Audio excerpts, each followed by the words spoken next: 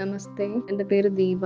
ഞാൻ ഒരു അധ്യാപികയാണ്. അതിൻ്റെ ഇടയ്ക്കാണ് ഈ സബ്ജക്റ്റിനോടുള്ള ഒരു പാഷൻ കാരണം ഈ സബ്ജക്റ്റ് പഠിക്കണം തോന്നി ഇപ്പം രജിസ്റ്റർ ചെയ്തതും ലേൺ വൈസിൻ്റെ ഒരു സപ്പോർട്ട് സ്വീകരിച്ചതും. ലേൺ വൈസിൻ്റെ സപ്പോർട്ട് സ്വീകരിച്ചപ്പോഴും മെൻറ്റർഷിപ്പ് വേണം എന്ന് ഓപ്റ്റ് ചെയ്തപ്പോഴും ഇങ്ങനെ ഒരു മെൻറ്റർഷിപ്പ് ഇങ്ങനെ ആയിരിക്കും എന്നൊന്നും വിചാരിച്ചില്ല. പക്ഷേ ആ ഒരു മെൻറ്റർഷിപ്പ് ഇല്ലായിരുന്നെങ്കിൽ എനിക്ക് ഈ ഒരു കോഴ്സ് മുമ്പോട്ട് കൊണ്ടുപോകാനേ പറ്റില്ലായിരുന്നു എന്നുള്ള ഒരു സത്യം മനസ്സിലാക്കുകയാണ്.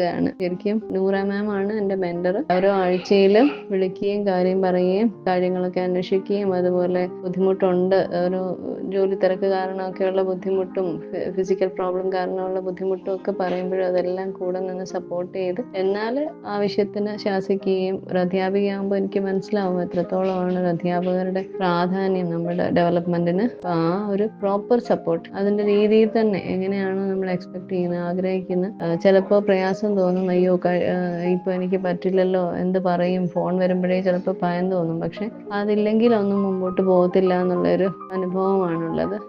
ഞാൻ എന്ന് പറയുന്ന ഒരു അധ്യാപികയുടെ വാല്യൂ പോലും മനസ്സിലാക്കാൻ ഇപ്പോൾ വേറൊരു അധ്യാപികയുടെ ഒരു സപ്പോർട്ടിലൂടെ എനിക്ക് കഴിയുകയാണ്. അപ്പോൾ ഈ ഒരു അധ്യാപക ദിനവുമായിട്ട് ബന്ധപ്പെട്ടുള്ള പ്രോഗ്രാമിന് എല്ലാവിധ ആശംസകളും. അതുപോലെ നൂറ മാമിനും ഇനി അങ്ങോട്ടും തുടർന്നും നല്ലൊരു അധ്യാപികയായിട്ട് മെൻറ്ററായിട്ട് പ്രവർത്തിക്കാനും ദൈവം അനുഗ്രഹിക്കട്ടെ എന്ന് ആശംസിക്കുന്നു.